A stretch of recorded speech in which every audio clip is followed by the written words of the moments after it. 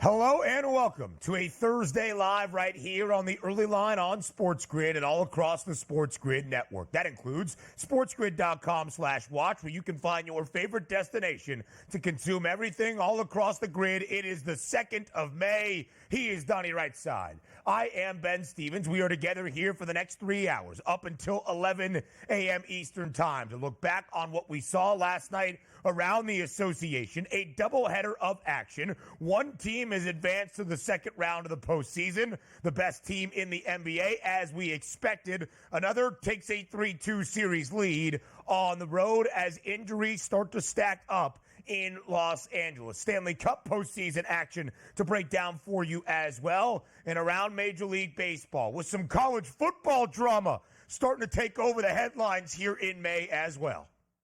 Yeah, a lot of really good topics to talk about. Exciting action today. The Diamond, a little bit afternoon-ish today, Ben. Not a lot going on tonight there, but we got you covered in the NBA as we are looking forward to Knicks 76ers game number 6 in Philadelphia. Owners buying tickets to try to keep the New York market out. Should be a lot of fun tonight, no doubt about it. Can't have any of those New York fans down in Philly for game number 6 as the Sixers hope to force a game 7 and extend their season and series. But we start with a doubleheader last night in the association. Boston was NBA's best team all year long. NBA's best record wrapped up before the final 2 weeks of the NBA regular season. But the last time, DRS, the Celtics, who had 38 home wins entering last night, were in Beantown. They got beat by double digits by the Miami Heat in game number 2 of this series. But that would be the only win Miami would be able to muster in this opening round set as Boston learns from its mistakes and wins by 30-plus. Last night in game number 5 to clinch this opening round series over Miami. 118-84. The Celtics cover as a 14-point home favorite, win this series in 5 games to advance to the second round. It feels like a miracle that they even won one basketball game here in the playoffs for the Miami Heat. And the last time they were at the TD Bank Garden, they knocked down 23 three-point shots. You know how many they knocked down last night? 3 three-point shots. 20 less at this point. But here's where the argument starts. Come on now last night. I said the Miami Heat weren't going to get the 90 points here. If you would have told me they scored 84, and I like that under 201.5, 118-84. Just misses as it goes over because the Boston Celtics dropped 41, 27, and 30 in the first 3 quarters to put away the Miami Heat. That was an embarrassing performance on offense by the Heat. But again, Ben, we probably expected that, right?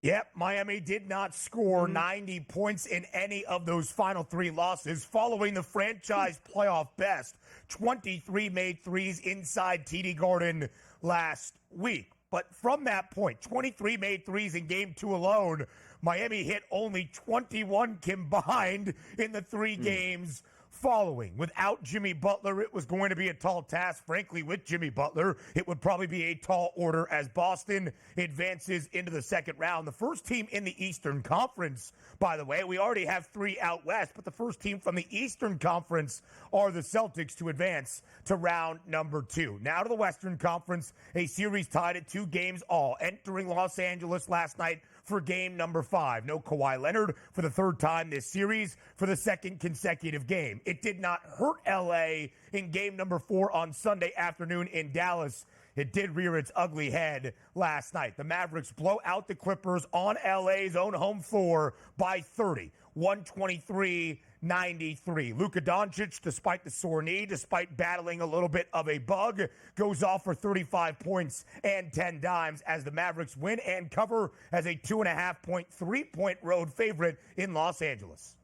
Yeah, I was comfortable with the Mavs last night, laying the 2.5 or laying the 3 points. I thought they were the better team, and the handicap was pretty easy for me, Ben. I said to myself, if the Clippers come out and get up by 30 points early, yes, they're going to have a chance. But if it was roughly even early on in that game, which it was, Dallas had a 1-point lead at the end of 1, I would feel comfortable that Dallas was the better team. Did I see Dallas winning by 30 points? No, I didn't. Did I see Kyrie Irving only score 14 points and still Dallas easily cruise to victory? We expected if there's going to be injuries in the series, like Kawhi Leonard not being healthy, the Dallas Mavericks were the better side. Now in control of the series, moving back to Dallas for game number 6. They should be able to close this one out. Great performance by Dallas when we did have some question marks on Luka Doncic, and he answered those questions last night.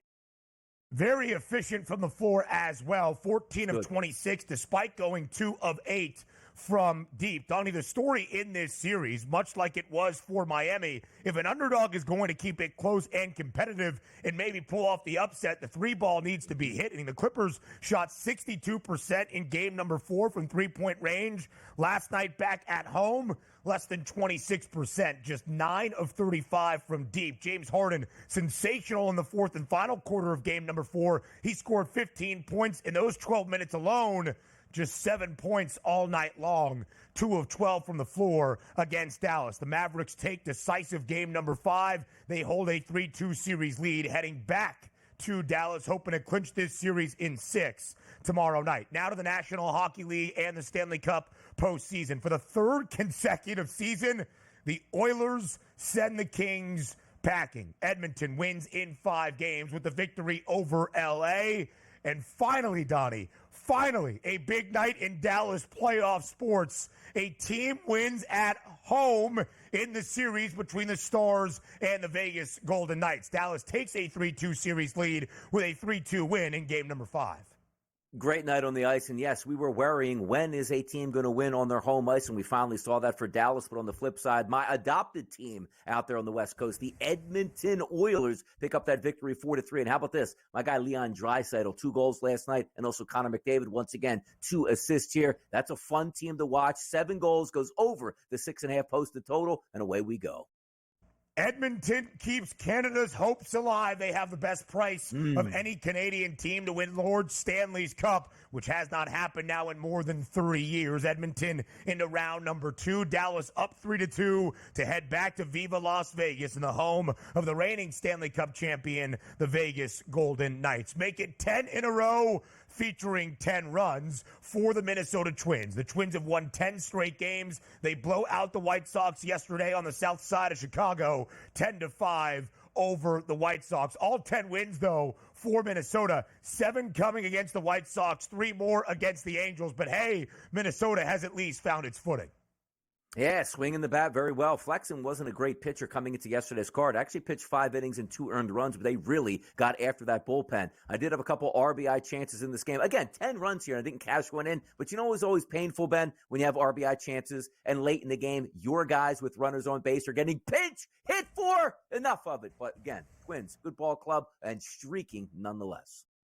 An interesting final call last night in Citi Field between the Mets and the Cubs. Shota Imanaga continues to do what we expect, 7 innings of scoreless baseball against the Amazons. But in the bottom of the 9th, runners on 2nd and 3rd, Jeff McNeil up at the dish. He flies out to left. Pete Alonso tries to tag to score the game-tying run with the Cubbies up 1-0, thrown out at the plate. First, the question was, did the Cubs block home plate?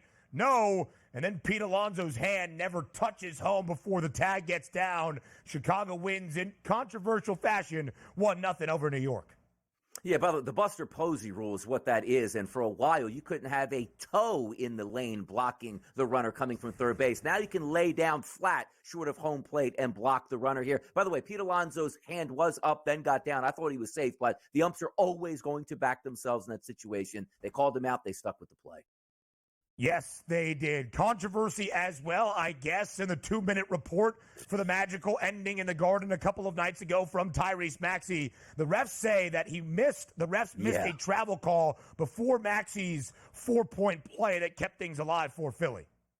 Absolutely not. I've watched Giannis dribble the basketball once from the opposing team's free throw line and dunk a basketball and not get a travel. You're calling me that was a travel? Nonsense. Controversy also after a decisive finish. Ryan Garcia beat Devin Haney, but tested positive for PEDs. We'll continue to update that story later. Around the Association next.